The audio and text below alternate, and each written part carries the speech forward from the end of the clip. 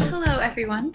My name is Ritu Raman. I'm a third-year PhD candidate in the Mechanical Engineering Department at the University of Illinois. And I work on teaching people how to build with biology and discovering the fundamental design rules and principles that underlie building with biological materials. And I'm trying to launch a startup focused on teaching people how to do this, and we call it BioBlocks. And our first product is based on my research called the BioBot, which is what I'm going to tell you about today. So, traditionally, what do engineers build with? They build with wood, metal, plastics, ceramics, things like that, right? And I don't really like building these kind of materials, even though we know a lot of really good rules about how to build with them, because they're kind of dumb. They're dumb materials. They don't sense or process or respond to their environment in real time in any way, which means that they basically just do what you program them to do, and they never have any smart ideas about how to do it better. But we're surrounded by biological machines and systems every day, right? And what these things do is they do sense and process and respond to signals in real time. Like us, we as humans are biological machines, and we do a lot of really complicated sensing and processing tasks on a daily basis, like seconds at a time.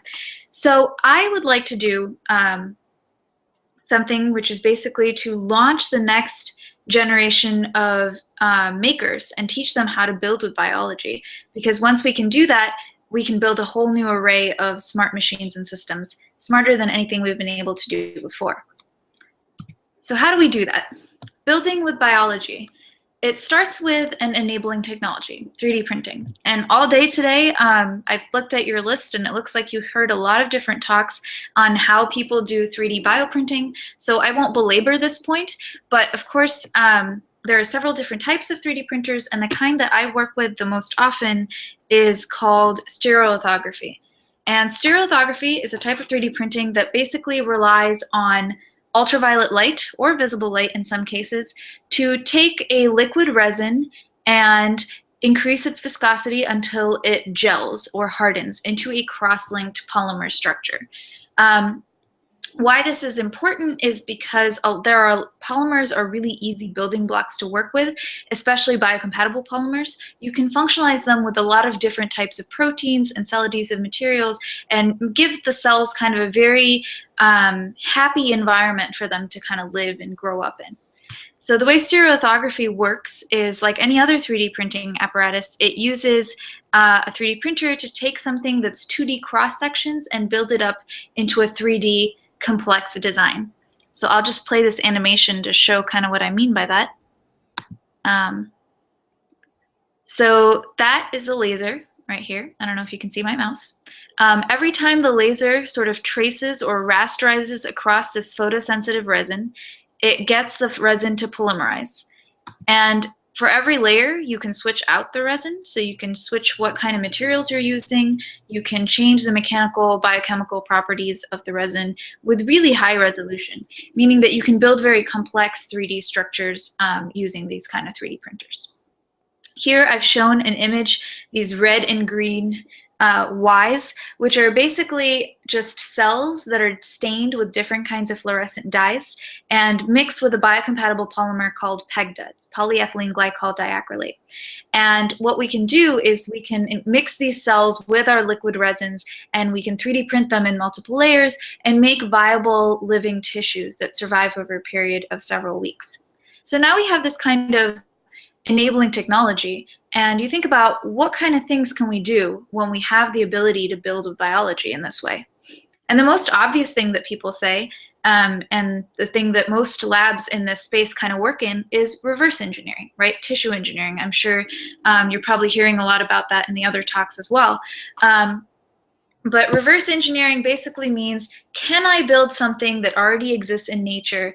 And it's usually for a regenerative medicine or medical kind of application. So here I've shown a 3D printed heart that I made with our stereolithography apparatus. And it's basically an exact 3D replica to scale size of a mouse heart that I just scanned converted into a CAD file, and then 3D printed. And it's made out of a very biocompatible polymer. There's no cells mixed in this right now, but you can mix cardiac cells in this and keep them viable in this kind of 3D printed structure. So this kind of idea is great, and it has a lot of potential applications in medicine. But I am a mechanical engineer by training. I'm not a doctor. I'm a little too squeamish for that. So when I want to build something, I say, hey, like, reverse engineering is cool, but why do I want to build something that already exists in nature? I'm an engineer. I can think of a whole new set of robots and machines and things that I can build with these same types of materials that can sense, process, and respond to signals in real time, the way real robots do. But this way, I have the harness the kind of innate dynamic processing abilities that biological systems have. And that's something that traditional engineers didn't have. And so this idea of taking biological building blocks and forward engineering machines and systems that can do non-natural functions is kind of the basis of my research. So when you think about what a biological machine could do or what a robot could do, the kind of most obvious application to show is locomotion or movement. Actuation really is the main part that we want to show. And so I want to show a couple different examples of papers that came out in 2012 of some of the very first generation locomotive biological machines. And these are two of the most famous, but also two of the only ones that really exist of untethered biological machines that existed at this point in 2012. So the video I'm going to play right now is from a really great paper in Nature Biotechnology in 2012, where they basically tried to have a soft polymer that sort of resembled the shape of a jellyfish, and they put living cardiac cells on top of it, allow it to form a sheet, and let the contraction of the cardiac cells kind of create a jellyfish-like propulsive motion. And they wanted to see basically if they could recreate this kind of swimming motion in their in vitro setup.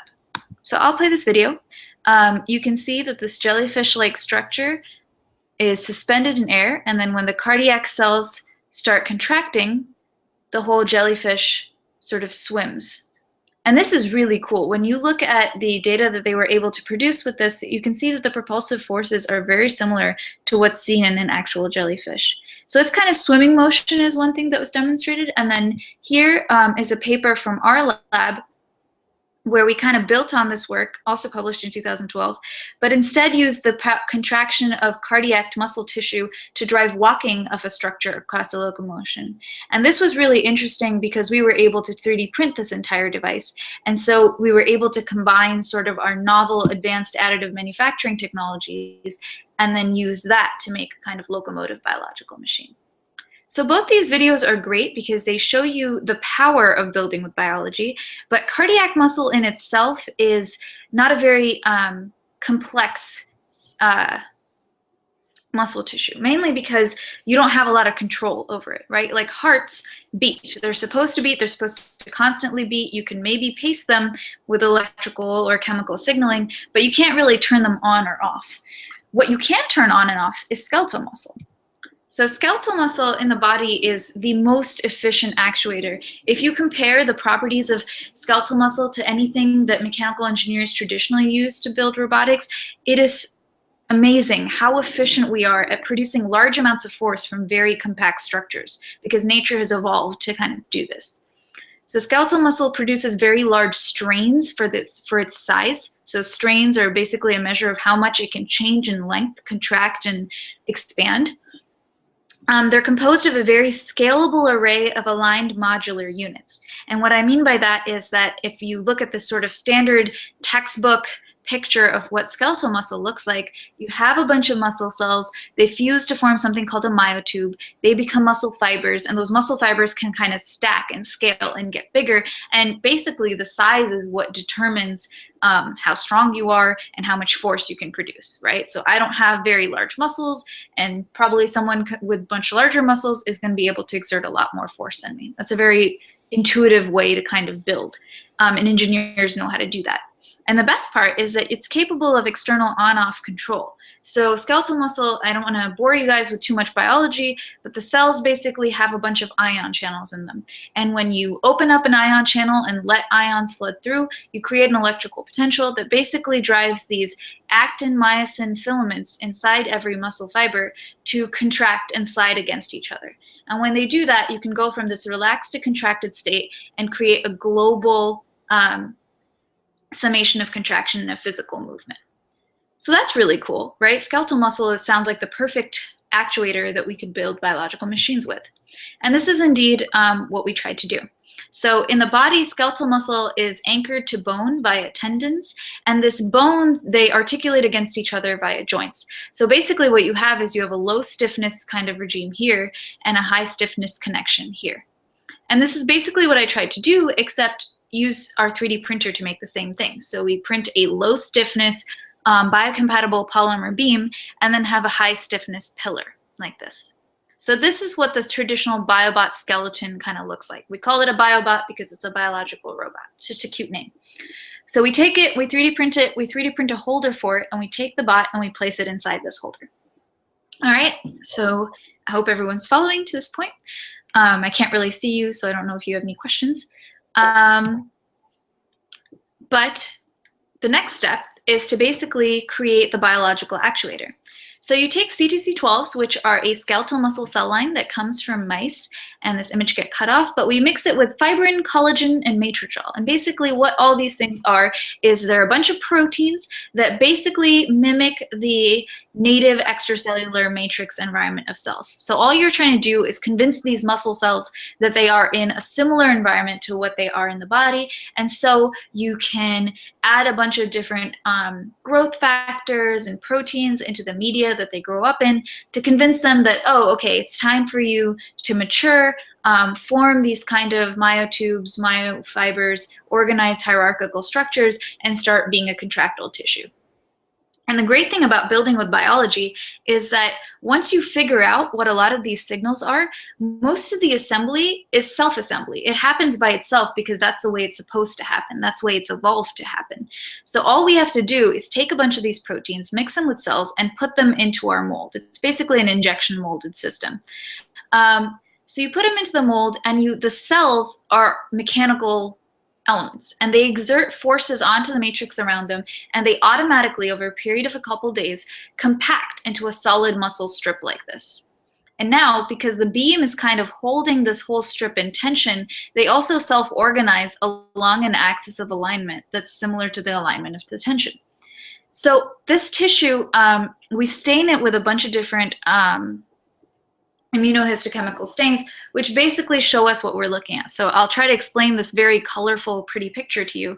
And really the two main colors of importance here are the blue. All these blue dots are cells, and the green. The green is staining for a protein called myosin, which basically is a marker of mature muscle. So when there's myosin, you know that the muscle has formed multinucleated myotubes. So you have many cells within each of these myotubes, and these are going to be contractile.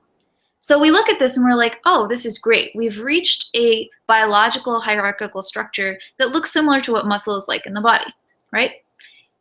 The next thing as a mechanical engineer especially is what I want to do is, okay, it looks biologically like what I want it to look, but is it producing forces similar to how I want it to? The simplest way to do this is first you want to look at the passive tension that the muscle is exerting. So if you look at this structure right here, it's bent, right? It's bent because the beam is flexible, which means the muscle strip is exerting some kind of force on it. To be able to figure out what amount of force the muscle strip is exerting on the beam in its passive state, you first need to know how flexible or stiff the beam is. So we do that by 3D printing a sort of test sample that's similar to the thickness and mechanical properties of the beam. And we test it in this apparatus that basically pulls on it and measures the force it takes to pull it a certain amount. And then you can do a little bit of math and figure out that by tuning the energy dose, the ultraviolet energy dose of your 3D printer, you can very repeatably and precisely choose the exact stiffness of the BioBot that you're making. So we looked at this and we said, okay, I like BioBots that look about this stiff. They look like a modulus of curvature that I can work with, and we kind of worked from there. So we built a bunch of different BioBots of different stiffnesses, and this is what I'm trying to show here. So we have 214 up to 490 kilopascals, which is a measure of stiffness, and you can see that the stiffer skeletons don't bend as much, and that's obvious, right? You can see, you can imagine that if a muscle is producing somewhat the same amount of force, it's going to be able to bend a stiff structure a lot less.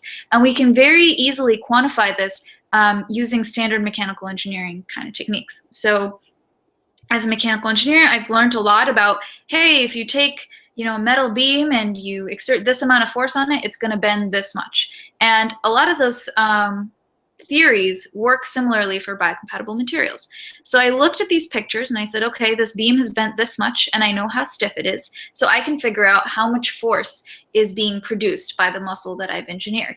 And using this, I actually learned some really interesting things. So one thing I learned was that, sure, the muscle may not be able to bend stiffer structures as much, but it's actually producing a higher passive tension force when it's in a higher stiffness environment. So when you're in a higher stiffness environment, your myotubes are allowed to align more, and this helps them fuse together and use these mechanical cues to kind of drive biological performance. So that was a really interesting thing that we learned. Another thing we learned is that if you put insulin-like growth factor into the media that the BioBots are growing in, you can greatly enhance muscle functional performance. So without IGF, you might have something around 600 micronewtons of force, so that's a measure of force that the muscle is producing. But if you add this IGF, you can get up to 1100, nearly 1200 micronewtons of force. So these were some very interesting insights that we got, showing how mechanical stimulation as well as biochemical stimulation really drives smart assembly of these muscle tissues. And again, like I said before, when you're working with traditional materials, you don't have a lot of these options. You can't say, oh, if I, culture this actuator in a more high stiffness environment, it's going to operate and produce more force. It never does that. Traditional materials never do that, but biological materials do.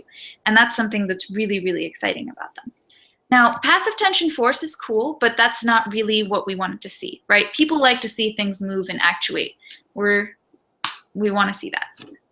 So the first kind of most obvious way to do this is to find a way to create the same kind of electrical stimulus that muscle cells see in vivo. So in vivo means in the body, right? So in the body, how do muscle cells contract? They contract because neurons tell them to contract. Neurons fire something called an action potential. This opens up some ion channels inside muscle cells. They get an electrical signal and they say, oh, okay, time for me to contract. And then they go ahead and do it. We don't have any neurons on this system. So what we did is I built a very simple, worked with my colleagues to build a very simple electrical stimulation apparatus. And it's got a waveform generator, an op-amp, a resistor, a circuit, oscilloscope. It looks really fancy schmancy, but all it really does is it sends a bunch of electrical pulses at specific frequencies. So if it's 1 hertz, then it's 1 pulse per second. If it's 4 hertz, it's 4 pulses per second. So what we do is we built up this whole setup, and these pulses go between 2 platinum electrodes. So this is 1 platinum electrode, and this is the other platinum electrode, and you put the BioBot right in the middle and align the muscle strip sort of parallel to the electrodes, right? Every time you put a pulse through these electrodes, you get a similar contraction through the muscle. So if you do 1 pulse per second, you're going to get 1 contraction of the muscle per second. And I think it's easiest to show if I just play this video of what contraction looks like. So this sort of transparent section is the BioBot. This other denser section is the muscle strip. And every time the muscle contracts is an electrical pulse. It's driven by an electrical pulse. So this is really great. It's a huge advantage over the cardiac muscle systems that we were working with before, because it means we can turn it on, turn it off, and pace it in a very controllable, very precise manner. And engineers love that. So going on from this, we thought, okay, that's great. We're able to produce active tension force from living muscle tissue, but can we get it to walk?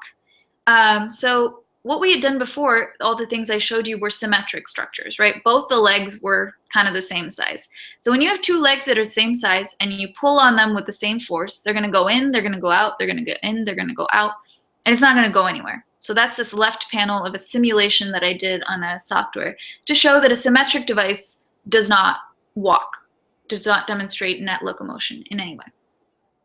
So then I thought, okay, how can we make a very simple design modification that will solve this problem? I'll just make one pillar bigger. So what happens when you make one pillar bigger is, if you think of very traditionally, like if you're pulling something shorter versus pulling something longer, even if you pull them with the same force, the longer thing will move more. It will displace more. And that's the very simple principle that this is based on.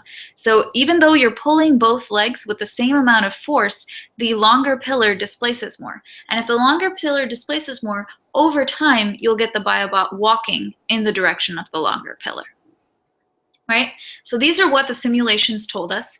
So then we wanted to try it in real life to see if that's what actually happened. And so this is a time-lapse image of what happens to a symmetric device over a period of 30 seconds. It starts off in one position, it twitches, like the video I showed you in the last slide, and then it doesn't really go anywhere. Whereas with an asymmetric device, if you look at it over a period of 30 seconds, it walks slowly in the direction of the longer pillar. So I will show you a little bit of a sped up video of what this looks like. With every contraction, you see that the BioBot locomotes.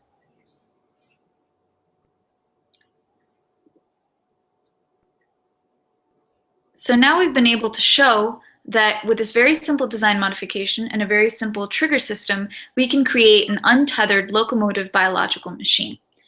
And the best part of it is you can even control the speed pretty reliably. So if you change the speed from, say, 1 hertz to 2 hertz to 4 hertz, you can change the amount of displacement you see in the same amount of time. Because the more contractions you have, the more the longer pillar is going to move, and the faster the BioBot will move over time.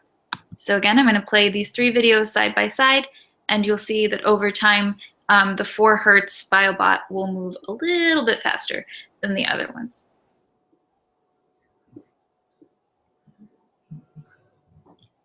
So now we've learned kind of the basic design rules and principles of building with skeletal muscle, and the question becomes, what comes next, right? All we can do right now, all we've demonstrated in this paper, is that we can just demonstrate untethered locomotive motion from a biologically powered machine. And this was great, and it was a huge advance. It was published in PNAS last year. We got a lot of press, and we were really excited to share our work with people. But the question that we kept getting from everyone is, why would you want to do this? Why would you want to make a biological machine that walks? What can a biological machine that walks accomplish?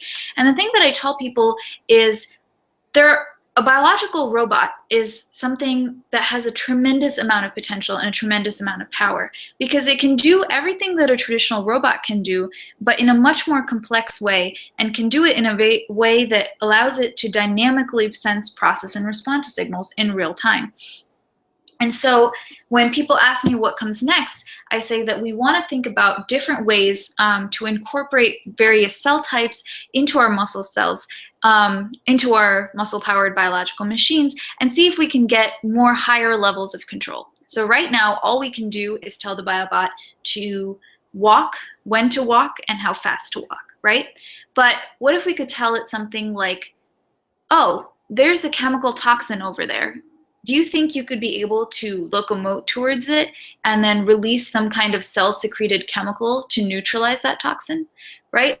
So we have produced actuation, but we don't have that much in terms of sensing and processing. And so to incorporate these kind of sensing and processing techniques, what we're actually working on right now in my lab and with my colleagues is incorporating different types of cell types into our biological machines. So one of my colleagues is working on incorporating neurons into the biological machines, so you could build a sort of neural circuit onto these and allow the robots to be able to sense something and then process it and make a kind of yes-no decision, and then decide whether they want to walk a certain way or another way.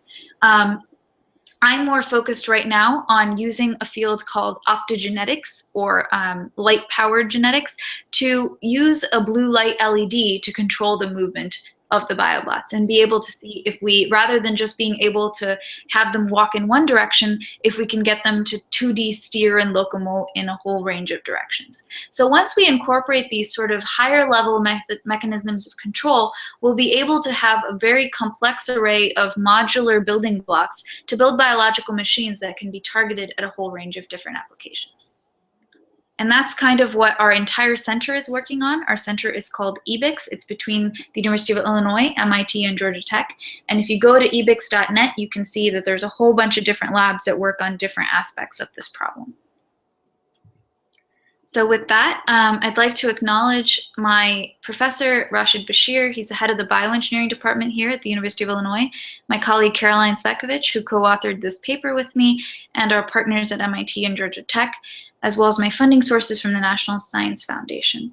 And I'm happy to take questions right now. I didn't want to spend too much time kind of talking at you because this is a really interesting audience. And I feel like if you have a lot of questions or if you want to know if I didn't make anything clear, I'd like to have the opportunity to address that with you guys. So thank you for your time.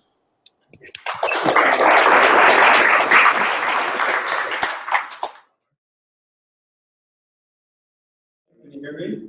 Yes, I can hear you. Thank you. Are all these muscle cells operating in a nutritive medium of some sort? Where are they getting their nourishment? And do you have any problem with fatigue or getting rid of the waste, metabolic wastes? Mm-hmm. Yeah, so right now, the way these biological machines kind of operate is in a cell culture medium that has a bunch of different growth factors in it. So it's basically just sugar water, because what the cells really require for power is glucose. And because we need them right now to operate in that environment, we're working on, one of my colleagues is working on different ways to promote longevity at room temperature, as well as thinking about ways to incorporate kind of an exoskeleton around these biobots so that they would be able to kind of carry these nutrients with them, even if they're not in that ideal media-bath kind of environment. Do they cramp? Do they cramp? Yes. So that actually depends more on the frequency of stimulation. So I showed you stimulations sort of 1 to 4 hertz, but these muscle, as well as muscle in your body, they respond very much the same way. If you start stimulating them at something up to like maybe 10 hertz, 10 to 30 hertz, they'll reach something called tetanus. And that's basically when they keep contracting to the point where they can't like relax before they contract again, and then you won't see any kind of twitching or locomotion.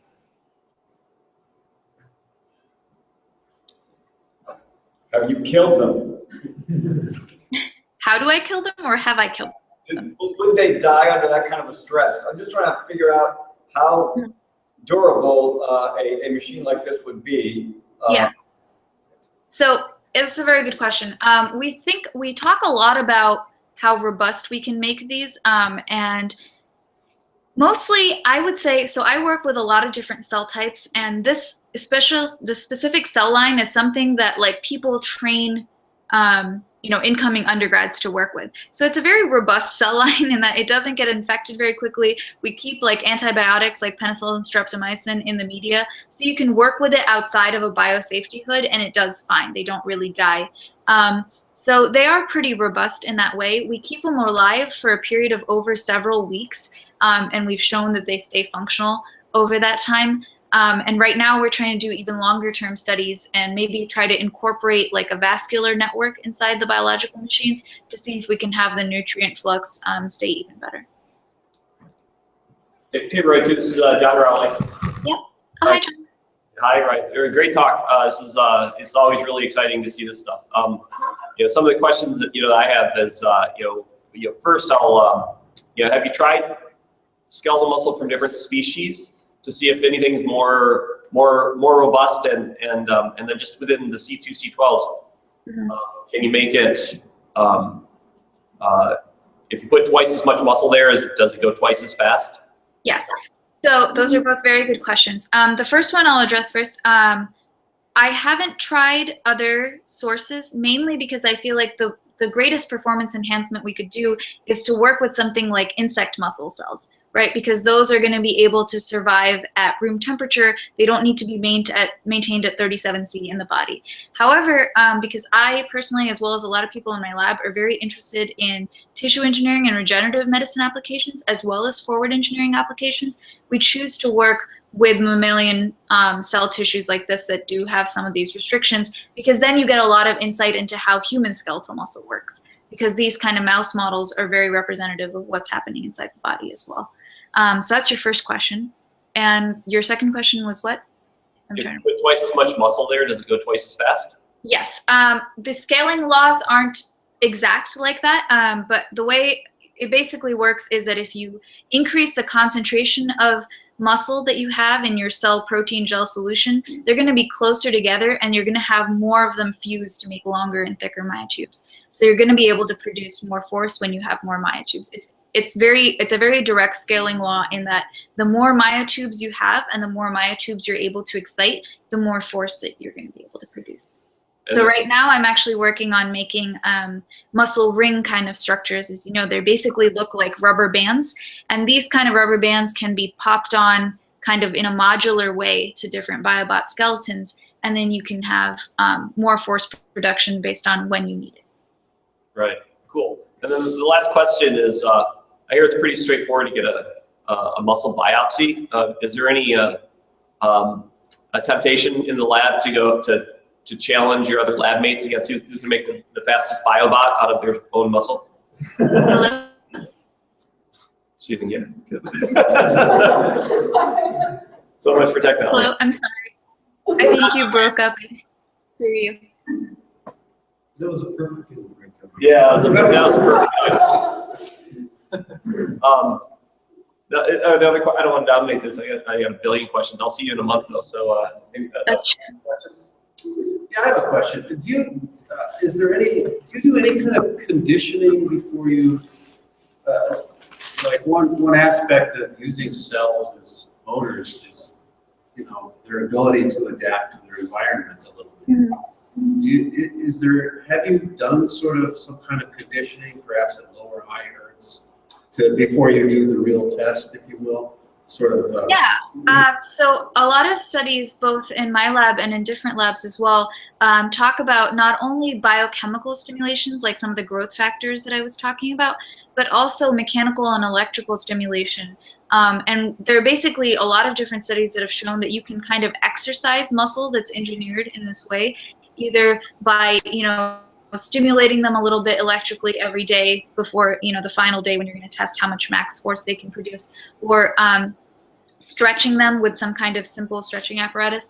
Those kind of techniques and regimens have been shown that you can improve the functional performance of muscle in that way.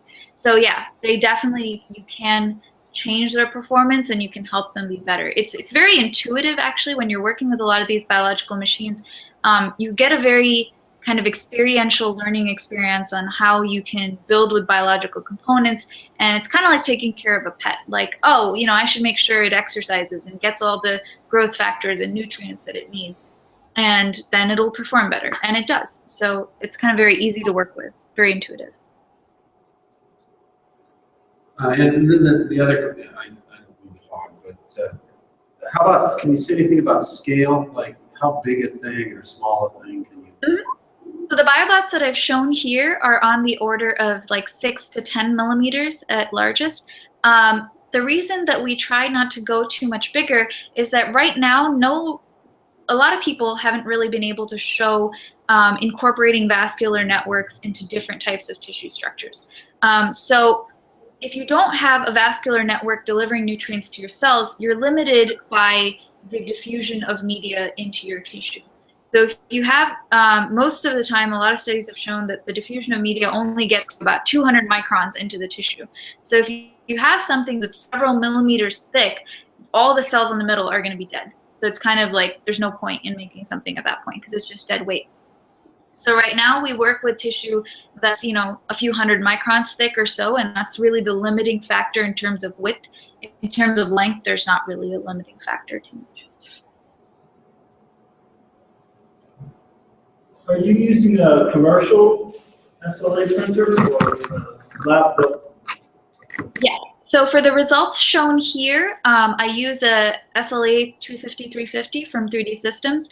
It's a commercial system, but we've modified it so that we can work with some of our biocompatible materials in a little bit more of an easy way. However, I am currently building a much higher resolution 3D printing apparatus, and that's able to pattern about 2 orders of magnitude less in terms of resolution. So you can pattern cells and cell signals at more physiologically relevant length scales. So I'm thinking that it would be really great to be able to use this apparatus not only for reverse engineering applications or high throughput drug testing, but also to be able to make kind of these micro scale biobots and maybe use them inside the body in the future.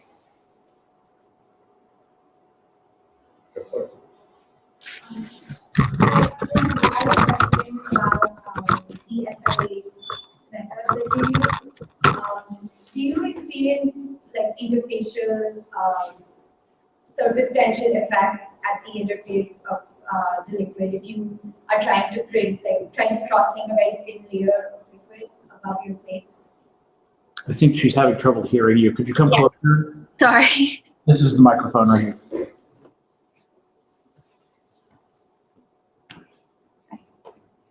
Hi. I had a question about the SLA method that you use when you're cross-linking a layer of liquid above the plate. How high is that layer of liquid, and do you experience any kind of surface tension interference when you're trying to print very thin, like crossing very thin layers? Yeah, that's a very good question. So what I try to do to kind of pre-treat these slides is to make them super hydrophilic so that the liquid is automatically going to want to spread this out. So we do this by subjecting them to kind of an oxygen plasma and making sure that the surface is very hydrophilic. And then the thickness of the hydrogel starts off on the order of like about 50 to 100 microns. That's about the thinnest I can get it in terms of a layer. But then because these are very absorbent polymers, they take in a lot of the media and saline that surrounds them, and they swell to be about like 500 microns thicker. So the beam. Thank you. Thanks.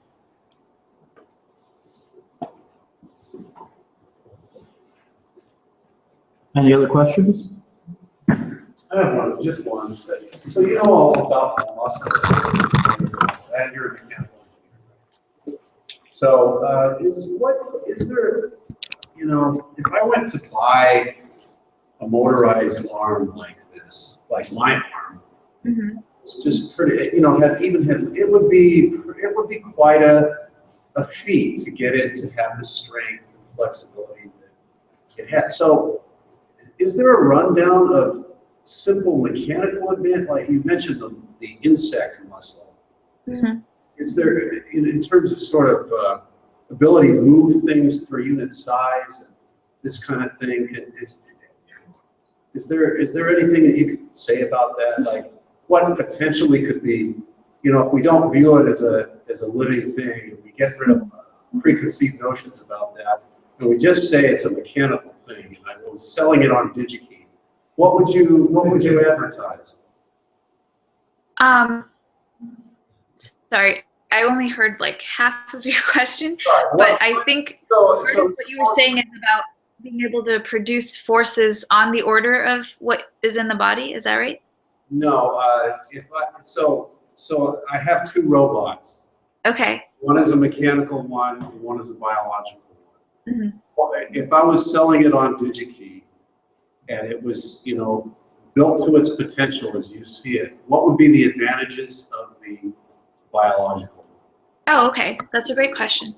And actually, we've been working on producing a lot of different kinds of educational modules that address these kind of questions, aimed at targeting people's ethical concerns about building with living materials, as you were saying, and getting them to think about why it might be advantageous to build with this, and why it's not really something that we should be scared of or shy away from, but really be able to harness the power of biology. So in terms of what I would say to make a case for this is that your body and the bodies of animals and everything that surrounds us are made of these kind of materials, and they are the best machines we have. And, you know, if you look at the robot that I kind of showed you a picture of before, or any kind of robot that you're seeing right now, and compare it to what you can do, I mean, there's no comparison. You're like way better of a robot, right? So if anybody shows you 2 options of something and says, here's a mechanical version and here's a biologically powered version, you should always go with the biologically powered version, because that's going to be what nature has evolved to be the best possible functional. Can you say something specifically about the advantage? You know, I don't know. power per unit size kind of? Oh, in terms of, in terms of muscle can produce like 20, in the body can produce like 20% strain in response around like 200 kilopascals of force, which if you compare to traditional actuators is much better than anything that we have currently available for mechanical devices. So in terms of you can't get that much power and that much contraction out of something that compact with any traditional mechanical actuator. So absolutely, in terms of functional performance, living skeletal muscle is hands down the best.